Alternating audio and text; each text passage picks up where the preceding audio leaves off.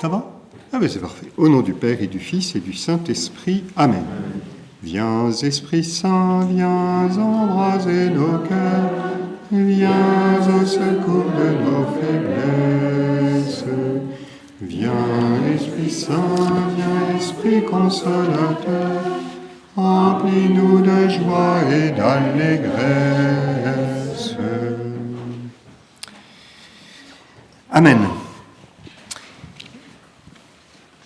Alors, en guise d'introduction, pour situer un petit peu ces enseignements, je vois bien la difficulté que ça peut représenter, et que, comme je vous le disais, quand j'ai relu mes notes de ce travail que j'avais déjà présenté à la paroisse, je me suis bien rendu compte de l'austérité que cela pouvait représenter cette année pour vous, parce que c'est peut-être plus agréable et plus facile et plus accessible d'avoir un enseignement spirituel tout de suite sur comment prier, qu'est-ce que la charité, etc. Là, on passe par une voie un peu plus étroite qui est l'évocation de l'histoire. Qu'est-ce que c'est que l'histoire de la liturgie? Et pourtant, ça me semble essentiel, parce que je fais une petite mise en situation. Ce que nous vivons aujourd'hui, en l'an 2021, 2025, 2024, décidément on y arrive, 2024, depuis une soixantaine d'années, 50, 60 ans, c'est une réforme liturgique. D'ailleurs, elle a commencé dans les années 50, la réforme du Concile de Vatican II, que Pie XII avait déjà commencé avec la réforme de la Vigile pascale. Et l'idée, c'était vraiment de faire entrer les fidèles, comme je vous le disais ce matin, à l'époque des pères de l'Église, à entrer dans la liturgie, ou par la liturgie dans l'histoire sainte. Et ça suppose de bien comprendre les articulations de la liturgie. Non pas une succession de prières, mais tout un mouvement, voilà, il y a une architecture du temps qui est très très spécifique. Donc comprendre cette architecture, voir comment cela est vécu, il y a déjà un enseignement spirituel. Donc ce n'est pas immédiatement des choses sur, voilà, comme l'ont fait très bien certains saints, Sainte Thérèse de l'Enfant Jésus, chanter l'amour du Seigneur. Là, ça passe par ce chemin de comprendre comment se passait la liturgie dans les premiers siècles. Et ça nous éclaire sur la liturgie aujourd'hui. Il y a une signification des jours, des lieux, des heures, des signes que nous faisons. Voilà, premier point d'introduction. Deuxième point d'introduction, je crois que c'est bien pour vous situer sur l'ensemble des 5 enseignements. Là, ce soir, je vais vous parler de la messe en mémoire de la scène du Seigneur, et puis la question du lavement des pieds et la veillée après la scène. Demain matin, ce sera dans la continuité de ce que je vais vous dire tout de suite, et vous comprendrez pourquoi. La continuité entre le jeudi et le vendredi saint. Donc demain matin, ce sera ça, et nous continuerons de suivre Égérie à Jérusalem, pour ceux qui n'étaient pas là ce matin, cette sainte femme laïque, une grande bourgeoise de Bordeaux, qui a vécu, qui a fait un pèlerinage en Terre Sainte et qui nous en fait le récit. Voilà. Donc demain matin, ce sera ça, et on aura le temps aussi d'une méditation, donc un peu plus des textes des pères de l'Église, peut-être quelque chose de plus directement spirituel, sur le mystère de la croix. La croix, signe de victoire. Et puis le samedi, que vous connaissiez un peu le menu de ce à quoi vous allez être mangé, ou ce que vous allez manger, prenez les choses comme vous voulez. Samedi, ce sera sur la vigile pascale et la messe de la nuit pascale. Ce sera axé vraiment. Donc voilà, c'est surtout ce soir et demain matin que nous suivons Égérie à Jérusalem, puis ce temps de méditation sur la croix, et ensuite toute la vigile pascale et la messe commence à se dérouler pour les nouveaux baptisés. Ça vous donne un peu le programme, en espérant que vous y trouverez chacun d'une manière ou d'une autre votre nourriture. Pour reprendre Saint François de Sales, il a cette belle image, il dit à la fin d'un temps de prière, mais c'est vrai pour un enseignement, chacun fait son bouquet spirituel. Il va chercher les fleurs que Dieu lui a montrées et il fait son propre bouquet. C'est à chacun de faire votre propre bouquet. Vous dites, tiens, voilà, l'enseignement, ça m'a permis de découvrir telle ou telle chose. Voilà. Alors, maintenant, la messe en mémoire de la scène du Seigneur. Comme je vous le disais ce matin, au début, il n'y avait pas une messe spécifique dans la journée du jeudi, mais il y avait une unité avec les célébrations du vendredi matin. On célébrait quand même une messe, mais qui était liée, comme je vais vous l'expliquer tout de suite, à ce qui suivra le lendemain. Il y a déjà un indice très intéressant sur le fait que cette messe n'était pas centrée uniquement sur l'Eucharistie, sur Jésus qui donne son corps et son sang avec la présence réelle, la première communion.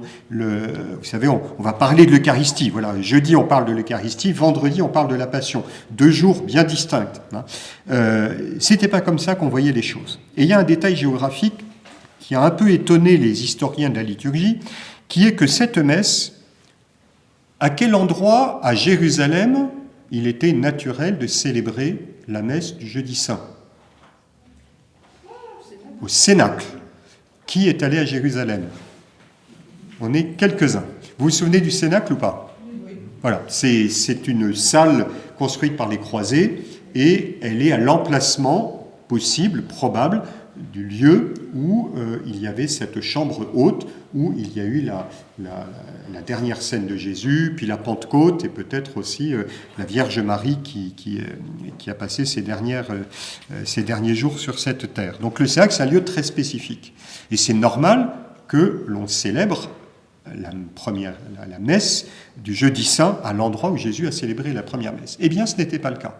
On célébrait la messe le jeudi soir au Saint-Sépulcre, un endroit qu'on appelle le martyrium, qui était le lieu des célébrations, à côté du Saint-Tombeau et de la croix de Jésus. Ça nous dit déjà quelque chose. C'est qu'on n'imaginait pas l'Eucharistie de manière séparée de la Passion. Voilà. On célébrait cette messe, et là, toute l'assemblée était réunie, et pour une aventure spirituelle qui n'était pas prête de s'arrêter. Je cite ce que dit Égérie. Voilà ce que dit Égérie. Quand tout le peuple est réuni, on fait ce jour-là l'oblation au martyrium. Donc l'oblation, ça veut dire l'offrande eucharistique. On célèbre la messe, en fait, au Saint-Sépulcre. On fait ce jour-là l'oblation au martyrium, et le renvoi a lieu là même, vers la 10e heure.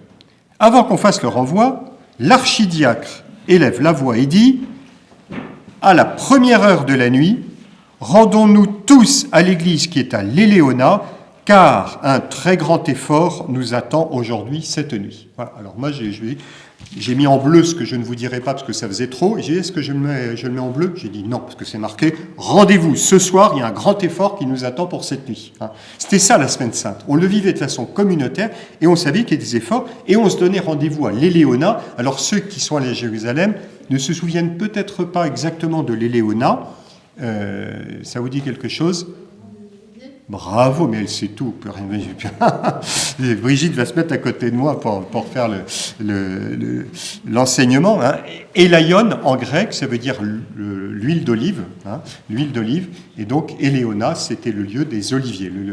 Donc, on a rendez-vous ce soir. Donc, il y avait la prière au martyrium et on se retrouvait à l'Éléona. Et il fallait prendre des forces parce qu'un très grand effort nous attend aujourd'hui cette nuit. Ça veut dire que la nuit faisait partie de ces célébrations.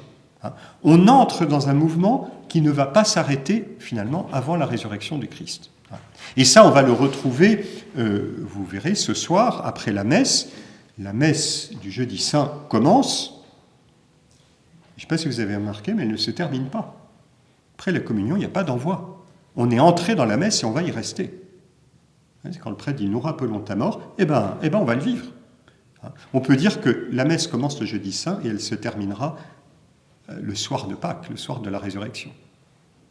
Donc nous allons entrer dans la nuit, rendez-vous à l'Éléona. Cette nuit, un grand effort nous attend. Ça veut dire nous allons nous y mettre au niveau de la prière. Voilà, ça c'est quelque chose qu'il faut bien comprendre sur la manière dont on vivait les choses. Ce n'était pas des prières qu'on faisait ici ou là, mais on vivait intensément les lieux, les heures, comme Jésus les a vécus. Et c'est ça que la liturgie aujourd'hui veut nous faire redécouvrir. Voilà. Il faut bien comprendre, et là je m'arrête sur cette réalité que je dirais plus théologique, sur les fondements même, sur les fondements de la foi. Le jeudi et le vendredi qui précèdent le dimanche de la résurrection, c'est-à-dire ce que nous vivons maintenant et que nous vivrons demain, cela forme un seul événement.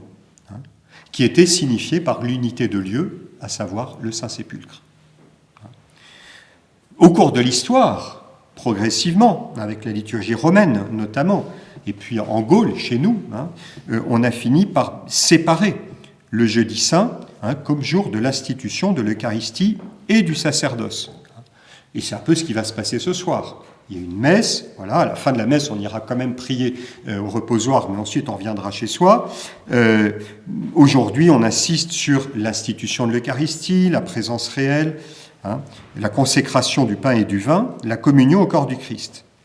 Mais il ne faut pas oublier que ce que Jésus a vécu, quand il vivait ce dernier repas au Cénacle, il savait qu'il était commencé, j'allais dire, une sorte d'action dont il ne sortirait que par la résurrection. Qui faisait vraiment une unité avec ce qui allait suivre. D'ailleurs, vous avez bien compris, ça je vous le dis à peu près chaque année, mais vous l'avez entendu sûrement par ailleurs, ce que Jésus dit le jeudi saint, ça se passe de façon liturgique, ce sera exactement la même chose qui va se passer le lendemain.